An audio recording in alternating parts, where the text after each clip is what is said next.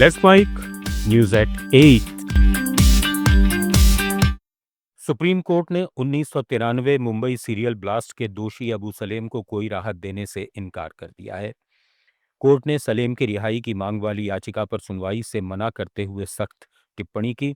Justice Vikram Nath और justice Sandeep Mehta की bench ने कहा कि आप समाज के लिए कोई नेक काम नहीं कर पाए हैं और आपको टाडा जैसे गंभीर कानून के तहत दोषी ठहराया गया है।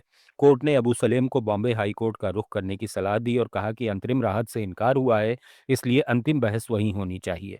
अबू सलेम ने दावा किया था कि अच्छे आचरण पर मिलने वाली रिमिशन को जोड़ने पर वो 25 साल की सजा पूरी कर चुका है। हालांकि महाराष्ट्र सरकार का कहना है कि सलेम ने अभी सिर्फ 19 साल से कुछ अधिक की सजा पूरी की है। सुप्रीम कोर्ट ने सबरीमाला मंदिर में महिलाओं के प्रवेश से जुड़े मामले में महत्वपूर्ण कदम उठाते हुए 2018 के फैसले की समीक्षा के लिए 9 न्यायाधीशों की संविधान पीठ की सुनवाई 7 अप्रैल 2026 से शुरू करने का फैसला किया है। मुख्य न्यायाधीश सूर्यकांत की अध्यक्षता वाली पीठ ने कहा कि कोविड महामारी के कारण सुनवाई अचानक रुक गई थी और तब से इस पीठ के एकमात्र सेवारत न्यायाधीश वही हैं। सितंबर 2018 के फैसले ने केरल के सबरीमाला मंदिर में मासिक धर्म वाली उम्र की महिलाओं को प्रवेश की अनुमति दी थी, लेकिन इसकी समीक्षा याचिकाओं और संबंधित रिट याचिकाओं पर अब विस्तृत बहस होगी।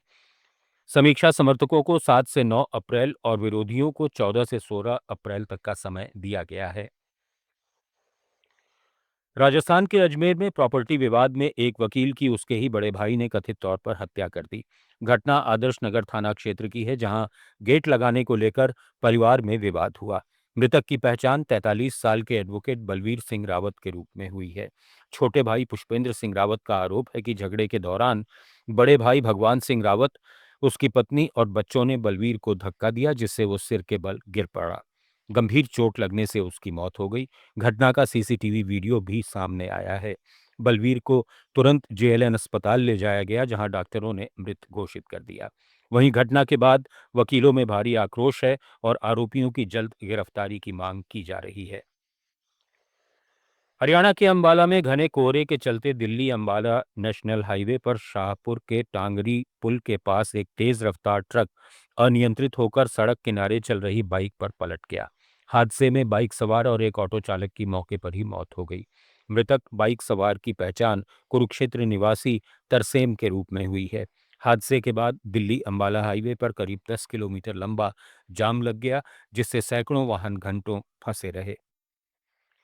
झारखंड के हजारीबाग जिले के बाबूपारा गांव में बुजुर्ग दंपति की हत्या कर दी गई।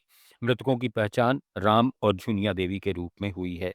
घटना का खुलासा तब हुआ जब पड़ोसियों ने घर में कोई गतिविधि नहीं देखी। अंदर जाकर देखा तो दोनों के शव पड़े मिले। सूचना मिलते ही डीएसपी पवन कुमार और बड़का गांव थाना प्रभारी कृष्ण कुमार गुप्ता पुलिस बल के साथ मौके पर पहुंचे और जांच शुरू की। पुलिस का कहना है कि फिलहाल हत्या के कारण स्पष्ट नहीं है। त्रिपुरा के दक्षिण जिले के किसानों ने दावा किया है कि एमएसपी योजना के तहत सरकारी खरीद प्रक्रिया में बड़े पैमाने पर हेराफेरी हुई है। वास्तविक किसानों को अपना उत्पाद बेचने का मौका नहीं मिला, जबकि कागजों पर लक्ष्य पूरा दिखाया गया।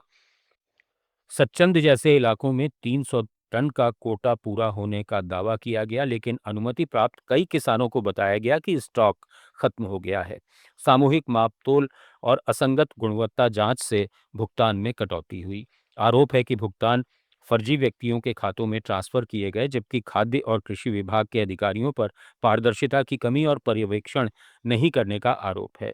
सीपीएम किसान विंग के नेतृत्व में किसानों ने खाद्य मंत्री सुशांत चौधरी से मिलकर उच्च स्तरीय जांच, रिकॉर्ड सत्यापन और दोषियों पर कार्रवाई की मांग की है।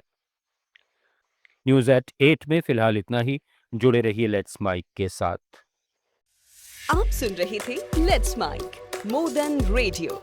फॉलो कीजिए हमें हमारे सोशल मीडिया प्लेटफॉर्म्स पर।